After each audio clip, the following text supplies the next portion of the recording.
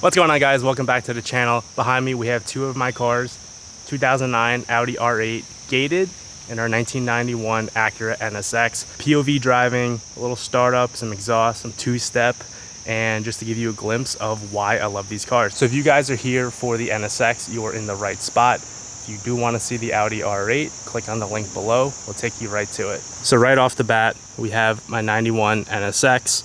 Fully built motor, turbocharged, ECU, fueling system, coilovers, brakes, T37s. This thing is built for the track. Been a 2-year project of mine and it's just never ending, but it is near and dear to me. I love this car, even though it's caused me so much headache, but that's just how it is with these 30-year-old JDM cars, that they're just so good when they do work and they're one of a kind. Two very different but also similar cars of its time. That's from the 90s, this is from the 2000s. However, mid-engine, both of them. This one is a V8, that one's a V6, 5-speed manual, 6-speed manual, all-wheel drive, rear-wheel drive, boosted, non-boosted. Very iconic cars of its era. You know, in the 90s, JDM cars were all front-engine, turbo. This thing came out with rear-wheel drive, mid-engine, manual transmission, no power steering from factory. Real driver's car, as you can see on my plate there.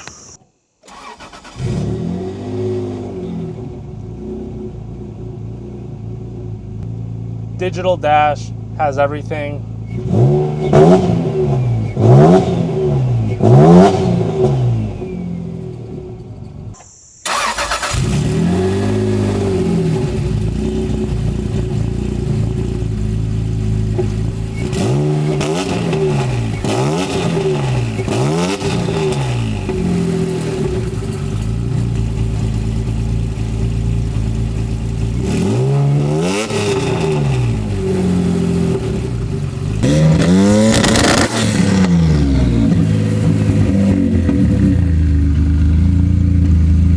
So you can see we have all the gauges here displayed. A lot different from the R8. This thing is fully custom. Excuse that thing kind of like shorted out on its own, but the fuel pressure still works. Car still does need a little bit of tuning, so don't worry about that.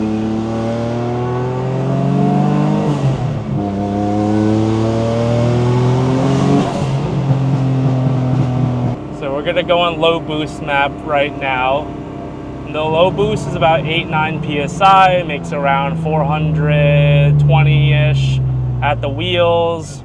On full boost, the thing makes about 500, which is only about 13 PSI.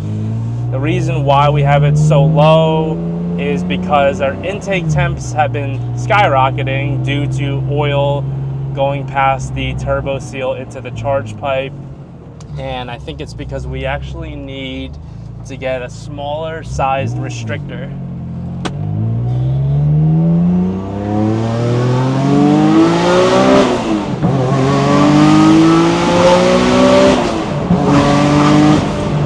Sounds freaking incredible. It is rowdy.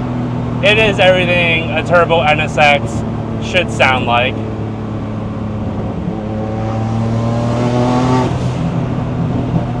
These cars only made 270 horsepower from the factory. The fact that we're doubling that, almost doubling that on low boost is crazy. And I have it on low boost, which is just wastegate for the track. I don't want to have too much power for the track because you want the car to still feel very balanced. And the car did phenomenally. I just got to dial in the suspension and keep tuning on the car. But you can see the intake temps go right back down when we're cruising, and then once that oil starts getting through the turbo seals, you'll notice that the intake temps will get pretty high, like 150. The higher the boost, the more oil gets in. So we got to fix that before we can turn up the boost to 20 pounds, which is what we had originally wanted. It is flex fuel tuned, so you can see I have E25 right now. You can run full E85, you can run full 93. I don't have to change anything. It's all within the ignition and the fuel mapping, that it accounts for that. And I have a rotary dial which you can turn up and down the boost. So maybe we can go a couple clicks. Yeah, let's go all the way, screw it.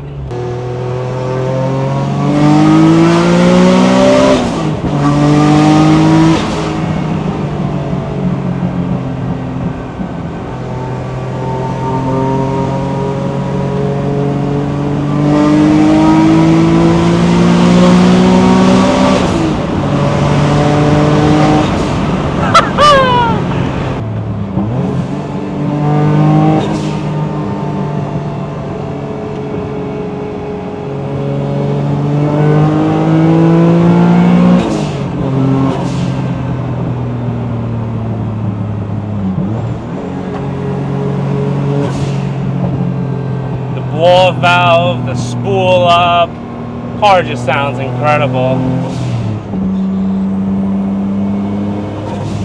So the turbo's on this side to my left, the blow valve's on this side, the whole engine's behind us obviously. So that's the thing with mid-engines, and I was saying it, I don't think I said it with the R8, but all the noise is behind you. There's nothing in front of you that's making noise, and it's pretty cool. When you first drive a mid-engine, like everything is behind you. But the other great thing about mid-engine is everything feels so well balanced, because the weight isn't sitting over the rear wheels like on a 911. It's sitting on the center of the chassis, so it does feel great driving, and you're not having too much weight transfer front and back on a mid-engine. Whereas on a front engine, all the weight's in the front, and you know, when you're braking, like all of it's already in the front, whereas in the back it doesn't nosedive as much. And then on a rear engine, like everything's in the back and there's nothing in the front, so it kind of makes the balance of the car feel different. And honestly, that's why I didn't love my 997 turbo that I had.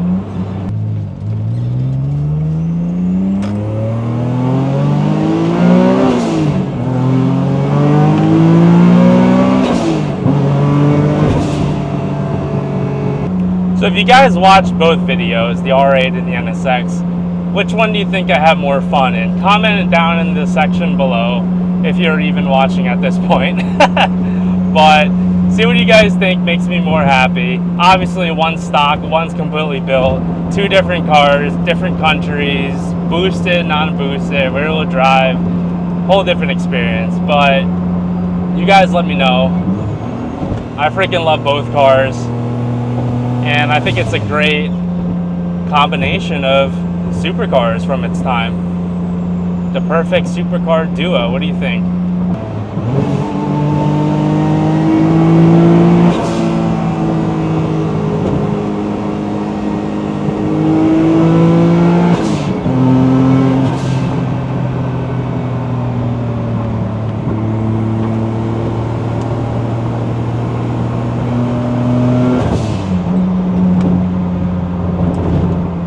This thing's a lot of fun. A lot of fun. But the rest of the road is just boring, residential. So I'm gonna end the video here. If you guys like this, you wanna see more NSX, POV content, whatever it is, put it down in the comments. Let me know what you guys are thinking. I love making content for you guys. So without further ado, have a great Labor Day weekend. By the time you see this, I have already passed, but hope you guys had a good one. See you in the next one. Peace out.